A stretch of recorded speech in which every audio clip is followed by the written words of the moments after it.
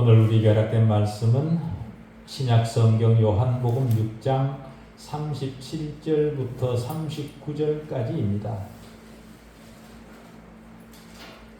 신약성경 요한복음 6장 37절부터 39절까지 말씀 봉독해 드리겠습니다. 아버지께서 내게 주시는 자는 다 내게로 올 것이요 내게 오는 자는 내가 결코 내쫓지 아니하리라. 내가 하늘에서 내려온 것은 내 뜻을 행하리 함이 아니요 나를 보내신 이의 뜻을 행하리 함이니라. 나를 보내신 이의 뜻은 내게 주신 자 중에 내가 하나도 잃어버리지 아니하고 마지막 날에 다시 살리는 이것이니라. 아멘. 모든 종교의 비합리성을 폐지하고 오직 성경을 통해 말씀하시는 말씀 앞에 다시 서게 하신 하나님 아버지 은혜를 감사합니다. 오직 하나님 말씀 내부에서만 하나님을 아는 참된 지식을 가질 줄 알게 되는 그런 시간 되게 하여 주십시오. 실제는 그것이 현존하는 현장에서만 발견된다는 사실을 알아 오직 성경만 하나님 지식의 현장으로 인식하는 그런 우리가 되게 하여 주십시오. 오직 성경을 통해서만 실제이신 하나님을 인식하게 해 주십시오. 실제를 떠나 있으면서 실제를 발견하려는 어리석은 오류를 만들지 않게 해 주십시오. 우리 마음의 소견대로가 아니라 실제하시는 하나님의 이치를 따라가게 해 주십시오. 성경이 진술하는 하나님의 영광을 따라갈 줄 아는 우리 모두일 수 있도록 주님 우리 각자를 붙들어 주십시오. 지적 주관주의가 아니라 하나님의 합리성이 우리를 온전히 지배하는 아름다운 시간 되게 해주시옵기를 우리 주 예수 그리스도의 이름으로 기도하옵나이다. 아멘. 내게 오는 자는 결코 내쫓지 아니하리라. 우리를 향한 하나님의 약속입니다. 인생을 살면서 이 약속보다 우리를 더 든든하게 하는 약속이 또 있을까요? 하늘문을 활짝 열고 주님에게 나오는 모든 사람을 한 명도 빠짐없이 다 영접하실 것이라. 우리에게 그렇게 사람이 아니고 하나님이 약속해 주신 말씀입니다. 오늘 본문 37절이 말하는 것은 복음을 듣고 그리스도에게 나오면 예수 그리스도가 복음을 듣고 나온 바로 그 사람의 것이라. 예수 그리스도가 누구 것이라고요? 복음을 듣고 나온 바로 그 사람의 것이라. 그렇게 말씀하시는 겁니다. 저와 여러분에게 개인적으로 약속되는 그 말씀이죠. 복음은 예수 그리스도께서 나를 위해 죽으심으로 말미암아 은혜로 얻는 구원, 그것이 바로 복음입니다. 지금은 예수를 완강히 거절하는 사람이라 할지라도 그가 하나님의 선택 안에 있는 사람이라면 예수 그리스도가 나를 위해 죽으셨다는 그 말이 언젠가는 그의 마음을 감동시키고야 맙니다. 하늘 문은 주님에게 오는 누구에게나 넓게 활짝 열려 있다. 주님에게 온다라는 말은 무슨 말입니까? 주님에게 온다는 말은 주님을 믿는다라는 말입니다. 성경이 증언하는 구원의 통로는 언제나 믿음입니다. 오직 유일하게 우리가 인식해야만 되는 구원의 길은 바로 믿음입니다. 그래서 바울은 에베소 사람들에게 그 은혜를 인하여 믿음으로 말미암아 구원을 얻었느니 그렇게 얘기를 합니다. 그리고 히브리서 기자는 믿음이 없이는 하나님을 기쁘시게 하지 못한다 그렇게 말했습니다. 주님을 믿는다는 것은 주님이 말씀하신 대로의 주님을 받아들이고 주님이 약속하신 것을 믿는 모든 사람에게 그대로 실천하실 것이라는 사실을 믿고 주님에게 자신의 전인을 의탁하는 것, 그것이 바로 믿음입니다. 내 마음대로 믿는 것이 아니라 주님 자신에 대해서 말씀하신 바로 그것을 받아들이고 그것을 믿는 것, 그것이 바로 믿음입니다. 기독교 믿음은 지식으로부터 출발하기 때문에 막연한 것도 아니고요. 또 이 믿음은 역사의 한순간에 실제했던 사건을 믿는 것이기 때문에 사람의 생각이나 만들어낸 신화가 아닙니다. 주님께서 인류의 죄를 위해 자신이 죽는다 친히 그렇게 말씀하셨고, 자신을 믿는 자는 한 사람도 빠짐없이 다 구원하실 것이라 그렇게 말씀하셨기 때문에 구원받는 믿음이란 이런 사실을 믿고 주님이 우리에게 하신 모든 약속을 믿고 자신의 삶과 영혼을 주님의 손에 완전히 맡기는 것, 그것이 바로 믿음입니다. 주님에게 맡겼기 때문에 맡긴 순간부터는 주님의 처분에 우리 자신을 드리는 겁니다. 믿음은 단순합니다. 믿음을 여러 가지 표현으로 표현할 수 있겠습니다만, 우선 믿음은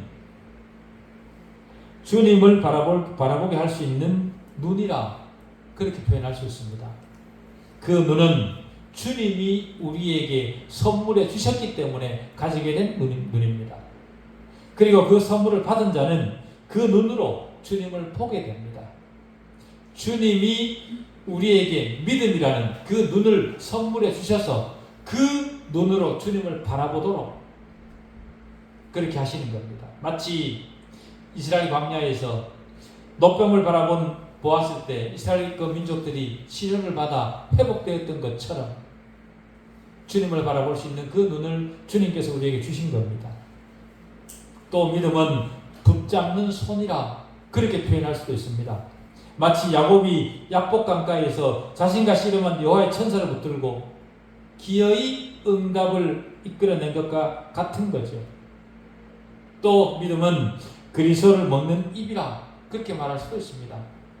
생명의 떡을 마음껏 섭취하고 생명수로 갈증을 가라앉히는 바로 그것이 믿음이라. 거기다가 믿음은 그리스도 위에 집을 짓고 그 기초 위에 가치 있는 모든 것을 건축해 나가는 그 과정과도 같습니다. 너무도 암울하고 앞이 보이지 않을 때, 그래서 더 이상 움직일 수도 앞으로 나아갈 수도 없을 것 같을 때 주님을 믿음으로 주님을 향해 발을 옮겨가는 것입니다. 그런 차원에서 믿음은 그리스도의 의를 의지하고 그 약속이 옳다는 것을 확인해 나가는 과정, 그것이 바로 믿음입니다. 자신의 기분이나 감정 혹은 현실적 필요나 다급한 문제 해결을 위해 그 당시에는 절박한 마음으로 매달리다가 그 시련이 끝이 나고 그리고 절박한 마음이 사라지고 나면 다시 주님을 잊고 살아가는 그런 것 같은 사람들이 대단히 주변에 많이 있습니다. 그러면서도 자신은 그리스도인이라 그렇게 생각을 하며 살아가죠. 그러나 그런 사람은 그리스도인이 아닐 확률이 더 높습니다. 참 그리스도인은 믿음으로 하나님의 약속들을 개인적으로 매일매일 검증합니다. 그리고 하나님 예배하는 것을 가장 중심에 두고 살아갑니다. 생각은 주님을 따라 살고 싶고 주님을 붙잡고 살고 싶지만 그럴 의지가 약하다, 그렇게 호소하는 사람들이 있습니다. 그러나 믿음은 자신의 의지를 내려놓고 주님의 팔에 자기 자신을 완전히 맡기는 겁니다. 비유를 하나 들어보면요, 자신이 내가 지금 3층 건물 안에 있는데 3층 건물 안에 있는 그 당시에 불이 났다고 생각을 해보십시오. 불에 탄 천정의 자재들이 불덩이가 되어 떨어지는 긴박한 상황입니다. 그래서 살아남기 위해 건물 난간 에어컨 실외기에 겨우 매달려 있다, 그렇게 생각을 해보십시오. 그런 순간 밑에서 소방관들이 안전 그물망을 쳐놓고 뛰어내리라고 손짓을 합니다. 자신이 잡고 있던 손을 놓기만 하면 되는 겁니다. 하나님이 우리에게 요구하시는 것이 바로 그것입니다.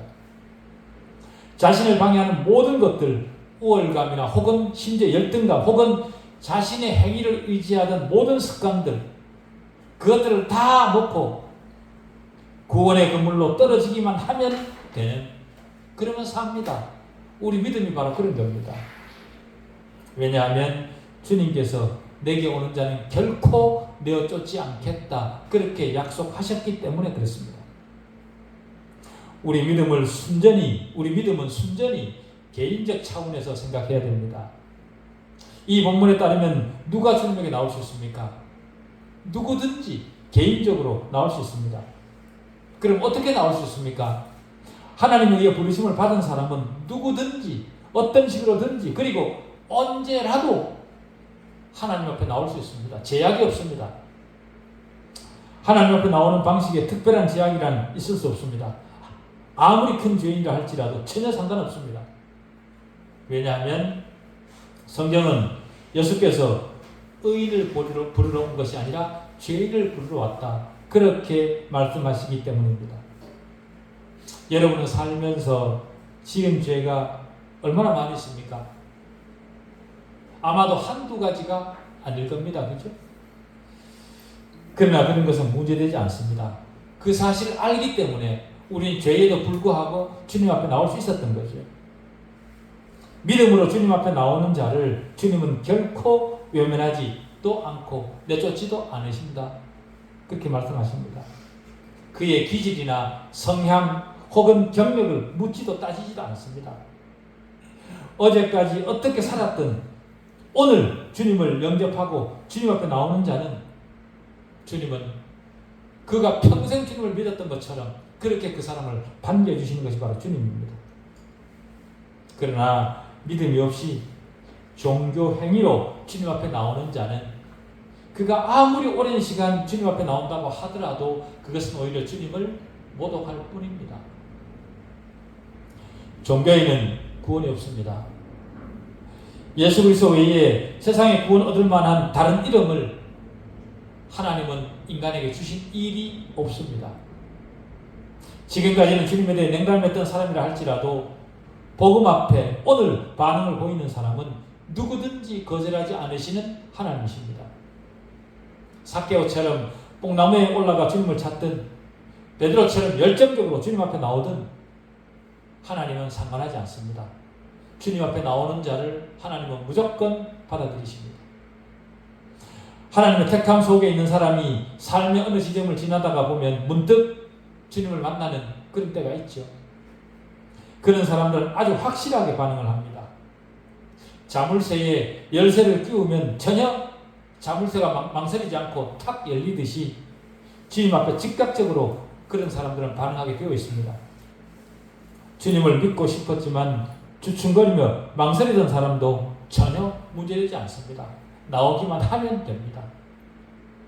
에어컨 실외기 그 난간을 붙들고 있던 그 손을 놓기만 하면 주님이 받아주시는 겁니다. 사도 바울을 보십시오. 주님 앞에 서지 않기 위해 얼마나 버텼습니까? 어거스틴도 마찬가지입니다. 그러나 그런 시간들은 하나님 앞에 아무런 차이도 만들어내지 못합니다. 주님 앞에 오기만 하면 주님은 그 사람을 놓치지 않습니다. 주님 앞에 나오는 때도 전혀 상관이 없습니다. 어떤 사람은 어린 아이일 때 나오고 어떤 사람은 죽음 직전에 나오기도 합니다. 사람은 그가 아무리 어리더라도 충분히 죄에 노출될 수 있고 아무리 어리다고 하더라도 충분히 죽을 수 있고 그렇기 때문에 아무리 어리더라도 주님 앞에 충분히 나올 수 있습니다. 변화되기 너무 늦은 것 같은 그런 때는 없습니다. 나이가 들면 우리 생각에 습관이 들어있죠. 그러다 보니 대단히 폐쇄적이 됩니다. 어린 아이들은 무엇이든지 잘 받아들이지만 나이가 들수록 그 폐쇄적 습관 때문에 잘 받아들이지 않습니다. 그러나 그런 사람도 얼마든지 주님 앞에 나올 수 있습니다. 이 땅에서 주님을 섬길 시간이 별로 없고 찬양을 드릴 시간이 별로 없다고 하더라도 전혀 문제가 되지 않습니다. 왜 그런가 하면 영원한 세계에서 얼마든지 주님을 찬양할 수 있는 그런 기회들이 있기 때문에 그런 겁니다. 누구에게든 주님에게 나올 가장 적당한 때는 바로 지금입니다. 하나님의 은혜의 강은 값없이 모든 사람 앞을 흐르고 있습니다. 누구든지 그 강물을 마실 수 있습니다. 마시도록 개방해 놓으셨습니다. 그렇다면 우리는 어떻습니까? 지금 내 앞에 흐르고 있는 은혜의 강을 마시고 있습니까? 은혜의 강물을 마시는 사람에게는 하나님의 보호하시는 능력이 작동합니다. 신학은 그것을 성도의 견인이라 그렇게 부릅니다. 하나님 앞에 나온 사람은 하나님 앞에 설 때까지 끝까지 주님이 책임지시고 그를 이끌어 가십니다. 은혜의 강물을 마신 사람은 그것을 지키기 위해 노력해야 되는 것이 아니라 하나님이 그 사람을 끝까지 지키십니다. 하나님은 중간에 포기하실 일은 처음부터 시작도 하시지 않으십니다. 그래서 본문은 내게 주신 자 중에 내가 하나도 잃어버리지 아니한다. 그렇게 말씀하신 겁니다. 인간의 말이 아니고 하나님의 약속입니다. 이 약속 앞에 분명할 때 우리는 그 어떤 시련 속에서도 흔들리지 않을 수 있습니다. 내가 어떤 사람이든 간에 복음은 받아들이는 그 사람의 것입니다. 왜냐하면 하나님께서 그 사람을 지키시기 때문입니다. 하나님께 나오는 자는 지금이나 이후에나 쫓겨나게 될 일은 전혀 없습니다. 하나님으로부터 쫓겨날 일은 물론이고 다른 그 어떤 것도 주님 앞에 나온 사람을 빼앗아가지 못합니다. 그가 누구이든 어떻게 왔든 주님을 자신의 주요 구주로 알고 주님 앞에 나온 모든 사람들은 절대로 잃어버리지 않습니다. 하나님을 붙들고 계시기 때문에 그런 거죠. 그 사실을 하나님이 내 손을 붙들고 있다는 사실을 믿든 믿지 않든 받아들이든 받아들이지 않든 관계없습니다. 하나님이 내 손을 붙들고 계시는 그런 상태라면 주님이 하늘에 계시는 그 사실보다 더 분명하게 어느 날 내가 하늘에 있다는 사실을 알게 되는 그런 날이 옵니다. 복음 앞에 갈등하는 사람들이 있습니다. 체질적으로 염려증을 가지고 있는 그런 사람들이 있습니다. 그런 사람들이어서 무슨 일에든 견고하지 못하고 한 곳에 머물지 못하고 이리저리 전전하는 그런 사람들이 있습니다. 심지어 교회조차도 이 교회 저 교회 왔다 갔다 그렇게 하는 사람들이 있죠. 자신의 구원에 대해 전혀 확신하지 못합니다. 예수를 믿냐고 물으면 그렇다고 대답은 합니다. 그러면서도 자신의 믿음에 대해 확신하지 못하죠.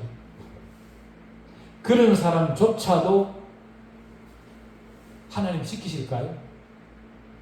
네, 그렇습니다. 대본에 담대하고 철저하게 나온 사람만큼, 그래서 끝까지 주님을 붙들고 있는 사람만큼 그렇게 왔다 갔다 하는 사람도 주님은 붙드십니다. 오병이어 사건에서 오병이어를 제공했던 그 어린 아이가 성장을 하면서 어땠을까요? 그 삶의 예정 속에 수없이 갈등하지 않았겠습니까? 때로는 내게 하나님 없는 것처럼 그런 시간들도 지나지 않았습니까? 않았겠습니까? 심지어 삶의 어느 순간에는 주님을 잊고 살았을 수도 있습니다. 그래서 자신은 주님을 떠난 사람이라 그렇게 생각을 했을 수도 있습니다. 그 자신은 주님을 떠났다고 생각을 했지만 주님은 여전히 그를 붙들고 계셨습니다. 단 한순간도 그의 옆을 떠나지 않으셨습니다. 주님이 자신을 지키신다는 사실을 삶의 어느 여정에서 다시 확인하게 되면 돌아온 탕자가 되어 주님 앞에 다시 무릎을 꿇게 되어 있는 것이 사람이죠. 믿음은 어떤 면에서 내가 지키는 부분도 있지만 근본적으로 하나님께서 지키시기 때문에 그런 겁니다. 하나님은 믿음 앞에 나온 사람 그 누구에게든 진실하게 단 한순간도 예외 없이 그를 붙들고 지키십니다. 죽을 때에 더 가까이 계실 것이지요. 어떤 사람이 그 사실을 몰라서 두려워한다고 하더라도 하나님의 지키심은 바뀌지 않습니다. 왜냐하면 주님께서 친히 아버지께서 내게 주신 자들 중 내가 하나도 잃어버리지 않을 것이라 그렇게 약속하고 계시기 때문에 그렇습니다. 이 정도쯤 되면 어떤 사람이 그럼 내가 주님을 부인하는 지점에 이르게 된다면 어떻게 됩니까? 내가 주님을 부인하고 돌아서게 된다면 어떻게 됩니까? 그런 질문을 하고 싶은 사람이 있을 겁니다. 이 질문에 아주 확실하게 대답할 수 있는 답은요, 그런 경우에도 주님은 지키신다. 베드로를 보십시오. 베드로는 3년 동안 주님과 함께 지냈던 제자 중에 수제자였습니다.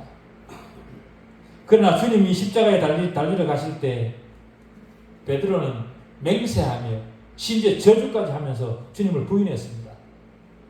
나는 저 사람 모른다. 나는 저 사람과 함께 다닌 적이 없다. 그렇다고 주님이 베드로를 버리셨습니까? 아닙니다. 베드로는 멀어졌어도 주님은 여전히 베드로를 버리지 않으셨습니다.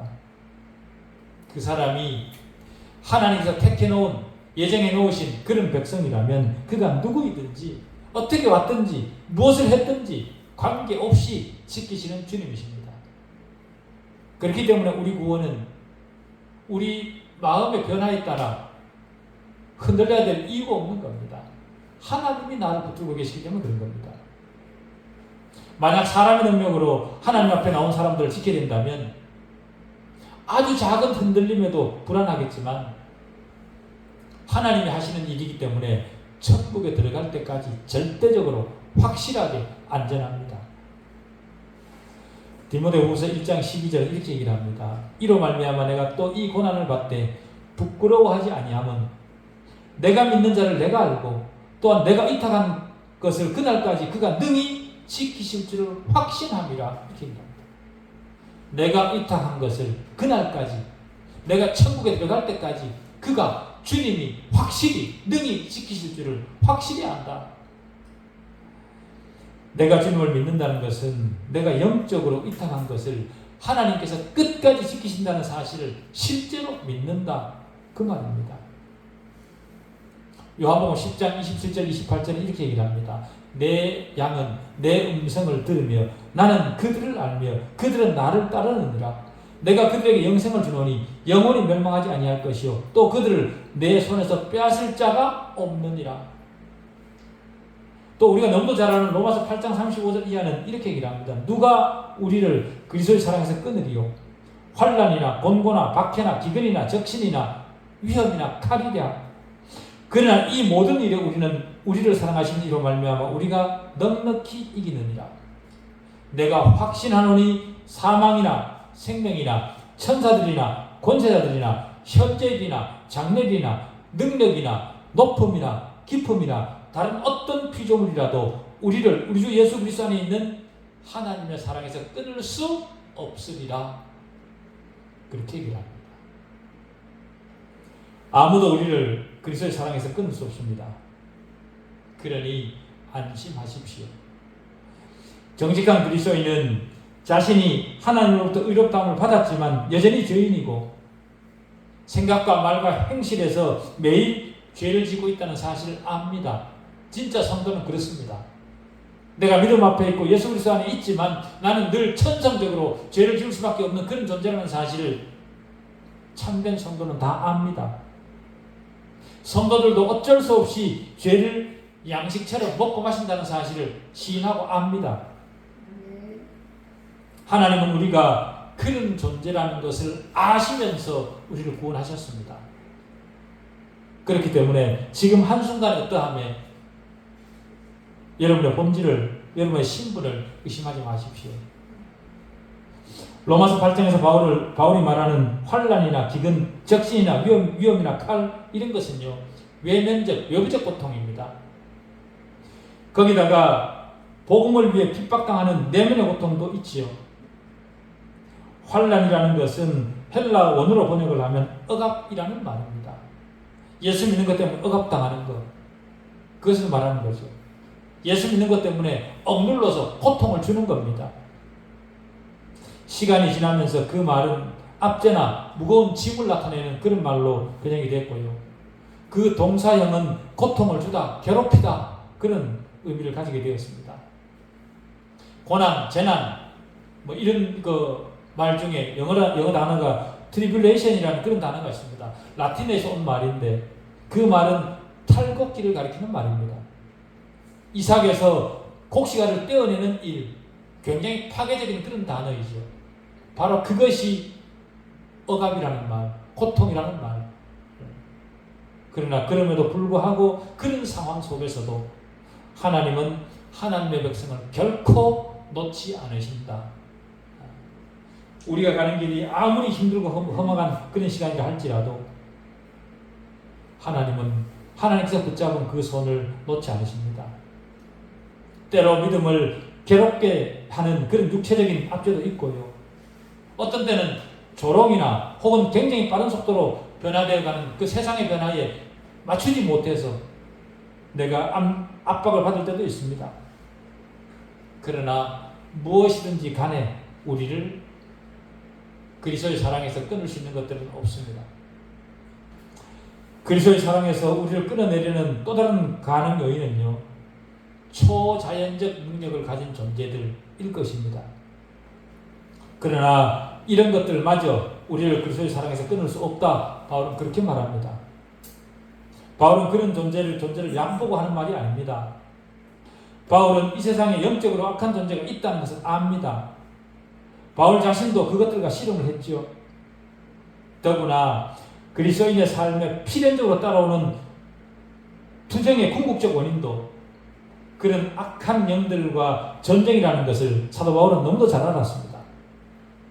바울은 에베소 사람들에게 이렇게 썼죠. 그래서 우리의 씨름은 혈과 육을 상대하는 것이 아니요 통치자들과 권세들과 이 어둠의 세상 주관자들과 하늘에 있는 악한 영들을 상대합니다.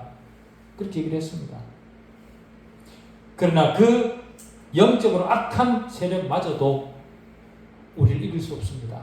왜냐하면 우리와 싸워서 그들이 이길 수 없기 때문에 그렇습니다. 왜냐하면 골로새서 2장 15절에 이렇게 얘기를 하기 때문입니다.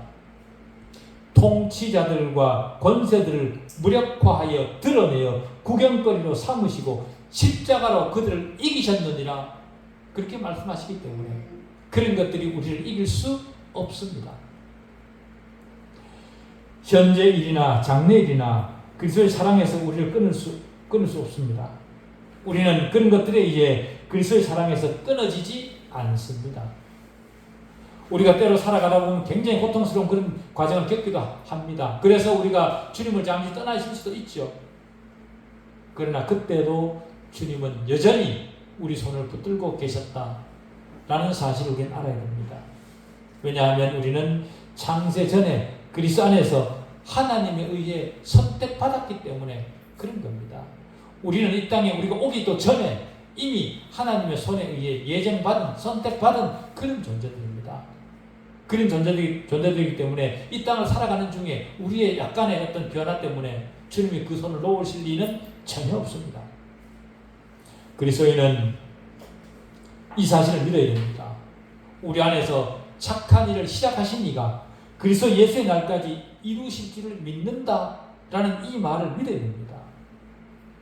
그 믿음을 주님이 우리에게 약속하신 겁니다. 그리고 우리가 주님을 믿는 순간 우리는 완전히 다른 종류의 삶으로 건너뛴 그런 자들입니다. 하나님은 그 어떤 시험을 통해서도 우리를 지키십니다. 고린도전서 10장 13절에 이렇게 얘기를 합니다.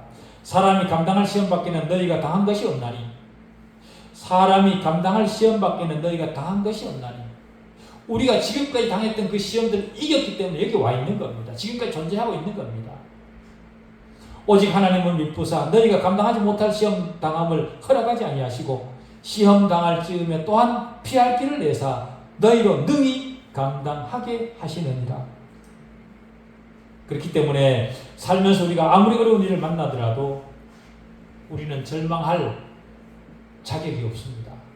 왜냐하면 우리가 시험 당할 때 하나님은 그 모든 시험들을 통과할 수 있도록 우리를 지키시고 보존하시고 이끄시고 능력을 주시기 때문에 그런 겁니다.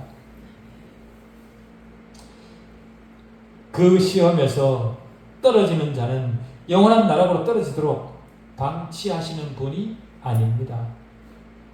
그리스도인에게 다가오는 시험 자체를 통제하시고 조절하시고 심지어는 이길 힘을 주셔서라도 기어이 우리를 하나님의 손에서 놓지 않습니다. 하나님을 믿는 시간이 길어지고 오랜 시간 세상을 살다가 보면 우리는 다양한 문제로 우리 안에 일어나는 의심을 발견할 때가 있죠. 내가 죽으면 정말 나는 하나님의 심판으로부터 안전할 수 있을까? 내가 진짜 주님의 손에 의해 하나님이 계시는 그 천국에 들어갈 수 있을까? 하나님이 계시기는 하시는 걸까? 그런 의심을 할 수도 있습니다. 그러나 그때마다 하나님은 그런 의심에도 불구하고 화내지 않습니다. 사도 바울은 빌립보 사람들에게 이렇게 얘기를 합니다. 아무것도 염려하지 말고 다만 모든 일에 기도와 간구로 너희 구할 것을 감사함으로 하나님께 아뢰라. 그리하면 모든 지각이 뛰어난 하나님의 평강이 그리스도 예수 안에서 너희 마음과 생각을 지키시리라. 그런 마음이 들 때마다, 그런 의심이 들 때마다 오히려 하나님 앞에 나아가서 염려하지 말고 기도하라는 겁니다. 약속하신 모든 것을 행하실 수 있는 하나님을 믿어라. 네 자신을 믿지 말고 하나님을 믿어라. 계기를 믿어라. 여러분은 어떻습니까? 여러분은 하나님을 참으로 믿습니까? 우리를 구원하시고 우리로 떨어지지 않도록 지키실 하나님을 여러분은 정말로 믿습니까? 아니면 불확실하고 흔들립니까? 어려운 순간마다 여러분이 하나님보다 세상을 더 바라본다면 여러분을 흔들리게 하는 것들이 많을 수 있습니다. 그러나 어려운 순간마다 먼저 하나님을 바라보는 그런 법을 배운 사람이라면 그 어떤 경우에도 하나님이 나를 붙들고 계시다는 사실을 의심하지 않습니다. 여러분이 맡긴 영적인 것들을 안전하게 지키실 위대하신 하나님을 먼저 바라보시고 하나님이 나를 끝까지 지키신다는 그 사실 앞에 의심하지 마시는 그런 남은 신앙 되셨으면 좋겠습니다. 기도하시겠습니다.